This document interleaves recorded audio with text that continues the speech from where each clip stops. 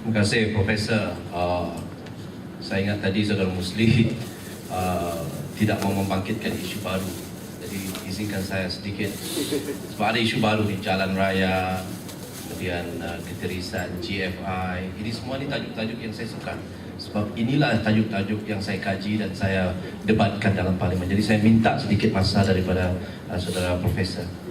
Kerana kalau kita tidak bagi penjelasan, mungkin ini akan menjadi satu kekeliruan. Pertama, GFI, Global Financial Index. Ini adalah satu kajian yang dibuat yang mengatakan bahawa ada ketirisan, bukan ketirisan, ada perpindahan secara haram, illegal, dana daripada Malaysia kepada negara-negara luar, trading partner dia. Malaysia konsisten dalam tahap yang tertinggi. Dan kalau kita lihat top 10 negara-negara yang berada dalam keadaan kategori ini, mereka semua adalah pengeluar minyak seperti mana yang Saudara Musli katakan tadi.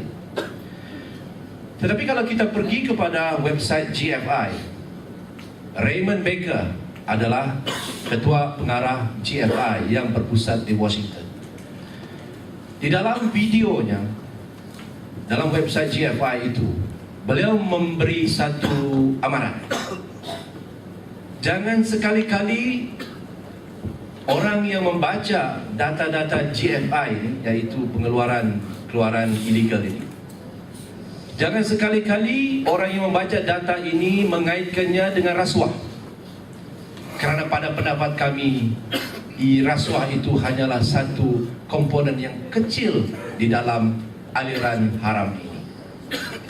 Dia sebut di dalam itu, saya minta Saudara Musli turun muatkan dan masukkan dalam blog beliau. Apa sebab aliran haram ini berlaku? Ada beberapa sebab. Pertama, trade mispricing. Apa maksudnya itu? Rakan dagang kita antara yang terbesar yang mempunyai masalah dengan kita ialah China. Of course Amerika dia ni profesional. China ni dia agak lain sedikit dia punya cara. Contoh, kalaulah ada satu syarikat daripada China ingin membeli barang daripada Malaysia, harganya 10 juta, dia telefon. Dia bilang, berapa harga ni? Kita cakap, kita bagi invoice 10 juta ringgit. Jadi dia pun beli, kan? The other way, minta maaf. Ini. Kalau kita call dia orang, ya, kita call dia orang mau beli barang di China, kita call dia berapa harga? 10 juta dia orang bilang sana. Kita bilang okey, hantar barang. Maka kita tulis cek, invoice, receipt 10 juta. Tetapi syarikat di sana, kerana tidak mau bermacam-macam helal. Ini ada TV ini susah saya kisah cakap pasal dia ada hubungan dengan China. Tetapi sampai barang tu di situ, akaun syarikat di China itu apa yang dipanggil underpricing. Dia letak harga barang itu hanya 5 juta sahaja. Ada sebabnya. Untuk mungkin lari daripada cukai, ada bermacam-macam. Dan untuk makluman tuan-tuan, aliran ini begitu complicated. Hari ini kita tidak bisa selesaikan isu ini. Tapi kalau yang berbahagia Saudara Musli ingin mendengar ucapan saya dalam parlimen, saya boleh rujukkan dia ke dalam handset saya. Saya bercerita tentang GFI ini dengan begitu detail sekali. Kerana saya buat kajian tentang GFI. Saya datang next week itu. Ya, insyaAllah kita akan bagi. Saya akan bagi. Yang keduanya ialah tentang ketirisan. Banyak ketirisan berlaku. Pada mulanya dulu Pakatan kata 28 bilion bajet kerajaan tiris. Apabila saya tanya di mana dapat 28 bilion, rupa-rupanya mereka melihat membaca satu komen daripada seorang wartawan dalam newspaper tempatan dan gunakan 28 bilion itu ceramah satu Malaysia. 28 bilion tidak ada. Apabila saya tanya kepada wartawan itu, kenapa kamu tulis 28 bilion? Saya dibilang, Datuk, ingin membuat anggaran. Dalam tulisan saya kata, kalaulah ketirisan 10%, maka apa yang kita lihat ialah lebih kurang 28 bilion wang rakyat itu akan mengalir keluar. Artikelnya ada sama saya. Jadi kita lihat apabila dalam ceramah 28 bilion tiris. Sekali lagi, ini adalah satu perkara yang tidak boleh dibuat. Kita kena berhemat. Saya tidak dengar daripada saudara Musli, rakan-rakan daripada Semenanjung lah, Samsul Iskandar, Azmin Ali, tapi saudara Musli tidak cakap ini. Jadi saya minta saudara Musli bagi tahu 28 bilion itu tidak wujud. Yang ketiga disebut tentang jalan. Jalan yang sepanjang 900 meter, saudara Musli. Ya, 900 meter daripada pusat pentadbiran Kerajaan Negeri Sabah, iaitu di Yayasan Sabah sana. Nanti kita ada lagi satu bangunan baru di sana yang sedang naik, pusat pentadbiran Kerajaan Negeri Sabah yang baru. Pergi ke Dewan Undangan Negeri, kerana jalan yang dilepas itu, Jalan Sulaiman itu terlalu sibuk, terlalu jam. Maka kita buat satu. Untuk pengetahuan tuan yang dipertua, biasa, saudara Musli dan tuan-tuan, jalan ini bukan jalan biasa. Jalan ini bukan juga emas lah, seperti mana suara. Jalan ini apa yang dipanggil ialah jalan istiadat. Tahu apa maksud istiadat? Perarakan tuan yang terutama menuju ke Dewan Undangan Negeri, sultan-sultan, VVIP. Sebab itu jalan itu spesifikasinya jauh lebih tinggi daripada jalan biasa. Lampunya yang cantik, jalannya lebar, dan jalan itu terpaksa membelah bukit. Kalau kita pergi ke Putrajaya, kalau kita pergi ke Parlimen Malaysia, jalan-jalan ataupun ke istana-istana negeri dan juga istana-istana negara, semua ada satu jalan yang dianggap jalan istiadat. Disitulah kita bawa pemimpin-pemimpin luar negara datang. Sebab itu kosnya 14 juta ringgit. Tidak ada ketirisan dan rasuah, tuan-tuan dan puan-puan. Itu adalah untuk menunjukkan bahawa ekonomi kita baik. Jadi saya harap yang saudara Musli faham, tidak ada rasuah di situ. Kemudian dia bercerita tentang binocular komputer. Saya harap kita bukalah buku audit negara. Samalah juga. Sebenarnya kita ini serupa. Di negeri-negeri pakatan pun saudara Musli, satu switch harga RM15, dia jual RM1,500. Ada dalam audit negara. Ini bukan fenomena, ini bukan soal barisan atau pakatan rakyat. Ini adalah individu yang mau menipu duit rakyat. Bukan kerana parti. Dia seorang kaki tangan yang dia nampak ada duit, dia buat. Biarlah berlaku di Sabah, berlaku juga di Kelantan, berlaku juga di Selangor. Tapi janganlah kata hanya di Sabah saja berlaku, hanya di negeri kita. Itu saya minta satu pendekatan yang berhemat. Kita betul-betul mau menyelesaikan masalah ini, kita sama-sama selesaikan. Kemudian saya katakan tadi disebut tentang bonisasi. Malangnya hari ini tidak timbul soalan bonisasi, tapi tidak apa, sikit saya mau sentuh. Dalam perkara 20, saudara sahabat saya Timbalan Presiden PBS ada di sini, Datuk Ali Mudir. Pandangan saya dalam perkara 20 tentang isu bonisasi ini, apabila membaca laporan KOBOL, Intergovernmental Committee dan perkara 20 itu juga, pemimpin-pemimpin kita pada waktu itu lebih memikirkan kepada perkhidmatan awam kerajaan negeri. Ingat, pada waktu itu orang putih jadi governor kita. Orang putih ada yang jadi jurutera, ada juga orang putih yang jadi pegawai daerah ataupun pentadbir di peringkat daerah, ada yang jadi peguam negeri. Jadi pada waktu itu pemimpin kita mengatakan, kalau kita masuk dalam Malaysia, bonisasi yang kita pentingkan ialah yang dekat dengan orang Sabah ialah perkhidmatan awam negeri. Jangan pula orang putih ini balik, orang Semenanjung datang mengisinya. Pandangan saya itu. Jadi hari ini 100% perkhidmatan awam, bonisasi untuk perkhidmatan awam negeri telah dipegang oleh rakyat Sabah. Tidak ada pegawai daerah orang putih, tidak ada jurutera orang putih. Kalau ada pun itu secara kontrak dan sebagainya yang kaki tangan sokongan dan sebagainya. Tetapi yang kita pertikaikan ini mungkin ialah perkhidmatan awam persekutuan. Jadi kita ada pilihan. Dalam kita berada dalam persekutuan ini, sama ada kita mau duduk di bawah tempurung ataupun kita berinteraksi dalam satu konsep yang lebih besar. Pandangan saya tuan-tuan dan puan-puan tentang bonisasi ini ialah, walaupun ada lebih kurang 90 jabatan dan agensi persekutuan di negeri Sabah ini, kita sudah menjangkau hampir 50%. 41 jawatan-jawatan dipegang oleh rakyat Sabah. Apakah itu tidak cukup? Kalau boleh kita mau lebih, betul. Tetapi pada saya tuan-tuan dan puan. Sarawak Datuk 100%. Ya, saya paham. Saya dalam konteks kita ini.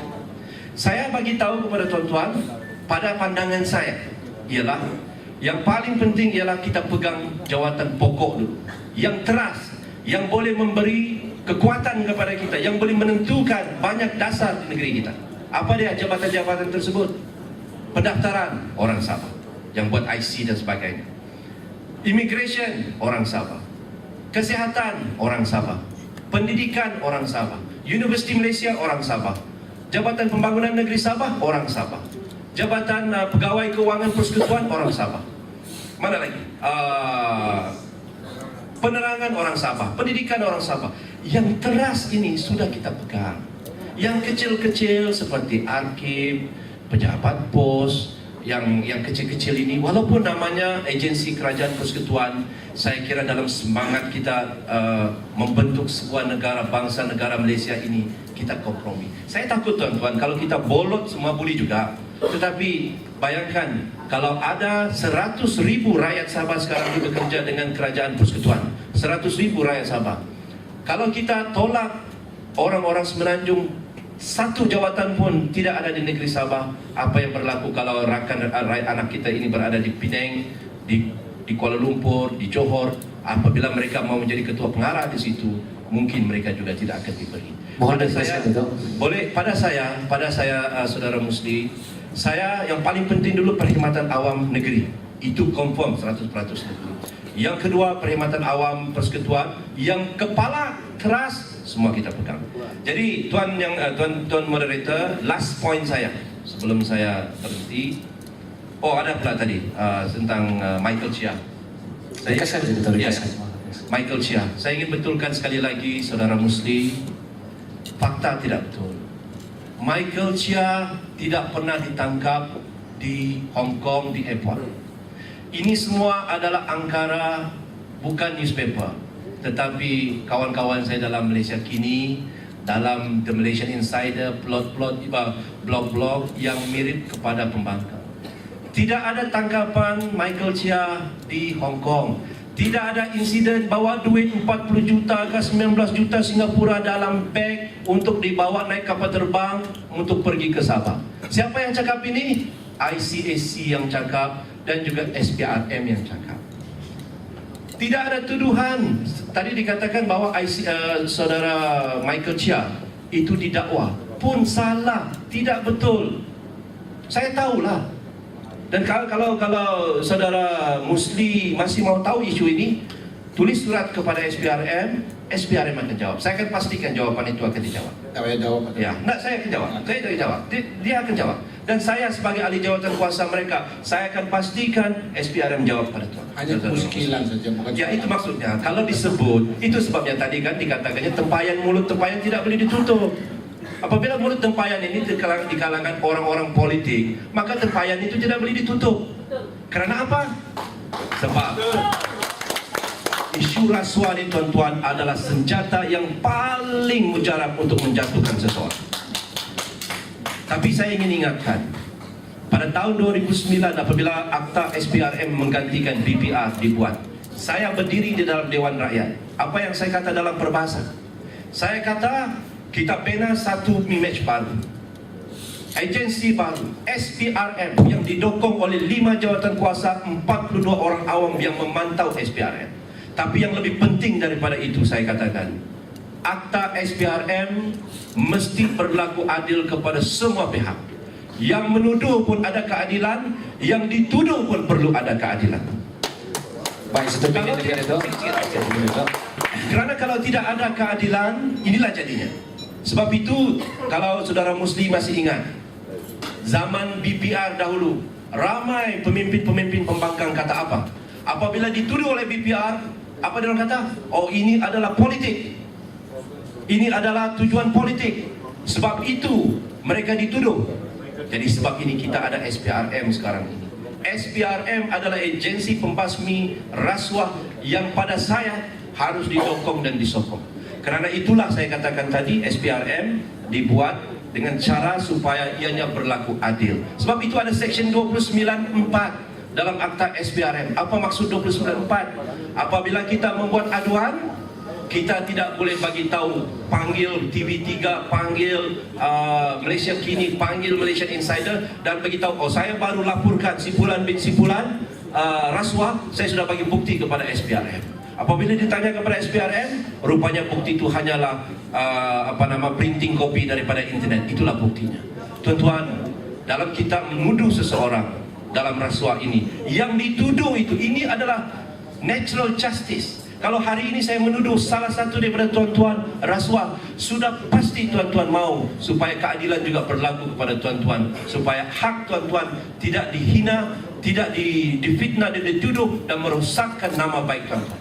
Sebab itu dalam isu rasuah ini, pada saya, kalau saya melihat kenapa senjata rasuah ini begitu melekat dalam pakatan, kerana isu mereka tidak ada yang banyak, bajet mereka tidak mengena, dasar mereka pada saya tidak begitu betul. Isu pluralisme, liberalisme, LGBT dan bermacam-macam lagi itu tidak begitu mantap untuk orang Malaysia. Dan caranya ialah dengan menggunakan isu rasuah. Dan itu adalah satu ketidakadilan dan kekecewaan yang amat besar dalam proses demokrasi negara kita untuk melibatkan dua parti. Terima kasih banyak-banyak kepada saudara-saudara sekalian, kepada rakan-rakan yang menyokong dan sebagainya. Saya, tuan-tuan dan puan-puan, memang selalu menyokong program-program seperti ini, penerangan secara berhemah. Tadi saya naik ke lift bersama dengan sahabat saya, mentor saya juga, yang berbahagia, Datuk Yaya Lampu. Dia cakap sama saya, kita mau berhemah, dan saya mendengar banyak. Walaupun sekarang ini kami sudah beralih, dia sudah beralih arah, tidak apa, tetapi kita boleh berdebat dengan cara yang baik. Dan saya ucapkan tahniah kepada saudara Musli kerana menyambut sebarang ini. Dan kepada skuad 169, I am very proud of you. Tidak ada satu insiden pun teriak, tidak ada satu insiden pun orang baling kursi, tidak ada insiden pun yang memalukan kita. Maknanya orang-orang Sabah itu jauh lebih baik daripada rakyat kita. Alhamdulillah. Sekian, wabillahi taufiq wal hidayah. Assalamualaikum warahmatullahi taala wabarakatuh. Terima kasih tuan, nampaknya kita sudah sampai ke penghujung wacana. Terima kasih sekali lagi kepada kedua-dua panel kita, yang berhormat Dr. Rahman dan juga yang berusaha Saudara Rusli. Dan juga terima kasih kepada tuan-tuan dan puan yang hadir pada majelis ini. Dan sekali lagi ucapan juta terima kasih kepada skuad 109 yang menjadi penganjur pada wacana ini. Dan ada menjadi harapan agar wacana ini akan memberi penjelasan kita, mudah-mudahan dengan ini budget 2013. Jadi saya akhiri dengan wabillahi taufiq wal hidayah. Assalamualaikum warahmatullahi wabarakatuh. Dan kita minta